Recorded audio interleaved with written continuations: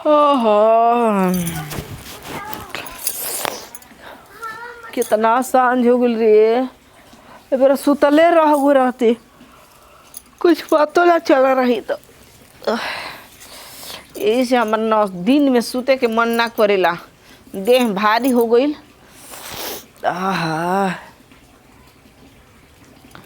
सुतला पर सर्दी जो बुझाए लागत हटे। के बाटे बनी का ना बनी ए केहू बाटे के ह घरे केहू नहीं खे। अच्छा तू बाड़ू ना केहू नहीं खेता तोहरे से काम बाटे के हरे हमारा से काम बा। हाँ बोलिन जा आई आई के ह घूक टांग लेलू देखते देखत हां अरे गोड़ लागत नहीं। हाँ खुसरा खुसरा बुझा तक भुला गलो इसका तू रे। ना रे बबुआ हम जनी ना कि कोई और ही हो। हाँ लो बुट बुट बुट ये मौसी हो डायरेक्ट हो। हाँ वो डायरेक्ट पानी गिरेला होता ना पानी जिया नुकसान करत तड़ू एक दिन पानी के कमी पड़ जाई ना तो पानी पियला बिना मर जाइबू। हाँ तो पानी लेके आओ तनी पानी का लेके अबू हम पीऊ के टंच बानी हो आव हेने जान तड़ू आई रे बबुआ तू दारू सारा पियले। दारू शराब कहत है कि पीऊ के टंच बानी पानी पानी तहारा का लागता हम पियकर हई अब पियकर रहती तो तारा घरे अइती का देखत तड़ू आगे पीछे। हम कहीं कि कुछ ले ले ओले नहीं खाना झोरा झकड़ 3-4 दिन का आइल हई ए जुग ये जा छोड़े हाँ खदेड़नपुर ओ जा गोरा कुछ का हो जा। ससुराल हमार रे पगली। अच्छा तुहार हो हम तो जानत रहल न कि चपेटा ना के हटे। तू काहे ना जनम जाना तड़ू का कह रही कि चल के सर समाचार ले ली आइल बटले बानी दूर होइए नहीं खेत चल नहीं आ तू बड़ू के घूघ टान ले बड़ू। हाँ बुझा ताकि अब चुप रह हम जननी गहुआ में टिकौनो हवसन। आए बबुआ का हो समाचार ठीक बा न। समाचार ठीके बाटे अपने कह आ का दुख दुखे बा सुख सपने बा कहीं खातिर सबे अपने बा। हाँ दुख बाटे बताओ हेतना रुपया तिलका दे के शादी बियाह तोर भइल तब दुख बाटे। दुखवा दूर होके खातिर तिलकवा दिया ता कि ससुरा ससुई के मारदा के पेटवा करे जावा भरे खातिर तबो नहीं के भरत दिन रात खटावत रसन। दिन में सास ससुर खटावत रहन राती के मर्द खटावता। उन लोग के पेट ना भरसाई है का भरसाई कबो ना भरेला ना भरी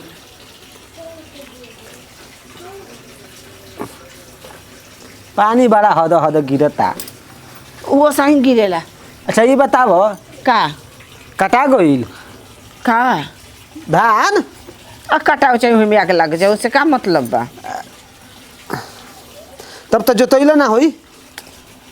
अरे हमारा नहीं के पता हम घर में बनी तो का जानत नहीं। अब घर में बारू तो एकर मतलब थोड़े बाकी तार कुछ के बारे में जानकारी नहीं बूढ़ा बूढ़ी काटे गोल बना। हाँ तो ये कह कि कटाई नहीं के कटाता जोताई नहीं के जोता जाई ठीक बात तब चली ना काहे के आज बर रह जागो ऐसा कैसे चल जीब ना ऐसे कैसे चलेब कुछ लेके कुछ दे के जा। हाँ के अरे लेन देन हो गई लेन देन हो गई। हाँ का हो गई ये हम मार ले ली। हाँ हाँ हम इनकर ले हैं।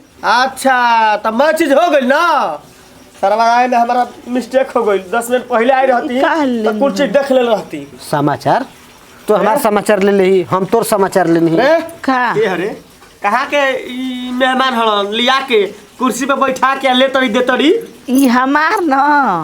अरे हमारा तहार के बताइबी के ह आ सुन का बड़ा खिसिया है आदमी लगत है के ह रे तोर मौसा मौसा हो रे खिसिया काहे मांग असन खिसियालन हे अरे कुर्सी नहीं खेला गत अनजानत में के लिए कुर्सी पे बैठेले बड़ू मौसा आओ बैठो ई अच्छा मौसा ओ ही तो जब मौसा के ना तो धरे लगल अरे हम तर मौसा हई देखो हाँ? हित मत कह ठीक ना का कही तारा के हो लड़का लइका ना होला तू ए मौसी हम जाता नहीं अब ना आइब कबो तारा अरे। गाँव में चुप हो अब मौसा खिसिया तरह ये हमार बेटा हो बहन बेटा ई तार बहन बेटा ह हाँ बाप रे बाप बड़ा फैल गइल बा हो खैले बानी तब न काउची खा ल है, हमारा से 2 महीना छोट है ई मत जाना भले मौसी है त पद में बड़ बड़ी हम तो कहीं कि कहाँ के आदमी बोला के अब बैठा देले बड़ू ठीक बा बैठा तू हितगन बड़ा ना आज खातिर तहार लेखा त हमार लड़का बन से मौसा जन ल हेतना कूद तोरा फान तोरा तो का करी कूदी फानी ना मने कैसे गरिया देल ह? अनजान आदमी से बतियाई तो ठीक बा माने हम अनजान बानी अब देखो हम तारा के नहीं चिन्ह तो तू अनजाने ना बड़ा अब चिन्हनी तो हमार लड़का भइल ह तू मेहमान अनजाने बन के आवेलन जान पहचान वाला थोड़े आवेलन हाँ तो हम ना जाननी ही कि तू हितगन हड़ा अब जान गनी ना अरे अब सब जाइब बता। आ लेक पिछलाइब तू का सेवा खत करे वाला बड़ा काउची खाई बोली का बनवा दी रह दो हमार पेट भर गेल तार गाड़ी सुन के ए महाराज कब रुआ का हम गाड़ी देनी ही फिर रबर वो कर लगल ना बेटा कब तारा गाड़ी देनी ही अबे त गाड़ी देला ह नहीं गाड़ी देनी ही हो ना यार तू उतर रह तू का खइब बोला देख जेम से कि मुर्गा के लेग पीस आ पानी में आरएस के बोतल अच्छा जाने तो कमा के धइले बड़ो ना देख ठीक है बा ये तार मतलब ई मन ना ह ना बेटा, रह दो, ना छोड़ हटाओ केहू कमा के थोड़े धरे रह जा अब खिसिया गइल मैंने तार मौसा है तो तनिक मजाक ना देखी, जवन तारा ले करम ए देख तार मौसी ले करम ठीक बा माई मौसी ले करब त ठीक बा लेकिन हमारा ले नत कर अब लइका लगबो तो तारे एक लगे तोरो से मजा ले ले तब पता हेला माया ले ले तू आ ओकर के ना छोड़ब ना ना ना ना बेटी से करली सब हां हम बुझत तनी तू पुत गुंडा बाड़ा मर दे ना ना ना पता देख ले इनकर देखा तनी लीला ना बहुत खतरनाक आदमी बा जवन जवन लइका मांगता तवन तवन लियाइब हां आ खियाइब पियाइब आ तब अस्ति हां सुताइब तो तार लइका मांगत अब बोतल ऐसन होइए लिखे सकत याद दी ऐसन कबो नहीं के झूठ बोलता मैं झूठ बोलता हाँ, दे। खिया के डर नहीं कहीं कि हम अपना पिए के कहता नहीं कहीं कहीं रे बेटा कबो नहीं के कह सकत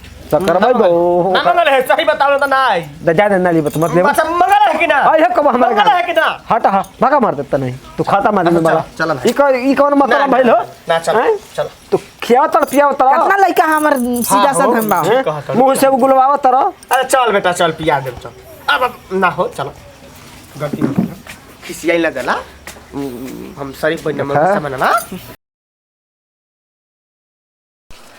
अरे बेटा मुसा हाँ। मुसा बोला बेटा ढेर बराबर मुसा हाँ। तो खरे खरे खरीद ले तो के जाना तर जनाए लागल ना नशा चढ़े लागल ए मौसी अरे मौसी तार सुतल बिया हो मौसी चलो तोहरो बिस्तर लगाई खाना वाना तो मौसी! होइए गइल बा खाना ना खियाई का रे हां खानो खइबो का है भूख लागल में मर दे भूख लागल बा चिखाना कम सुनो तड़ू चिकना कम रहल हो आई लिया तनी हाँ वो कने तनी खाना लिया होता वो का बनल बा आई ये तार मौसी हड़ी मौसी आई ई तो तार में रारू नहीं लागत तनी हो ए मौसा हां आलतू फालतू ना बोल के अच्छा तू तो हमार लड़का लेखा रखत नहीं ऐसा बात नहीं है हम तार बाप हई अच्छा बाप हो हां करे बहुत अबे कौन है रे हां बाबा पी नहीं नरी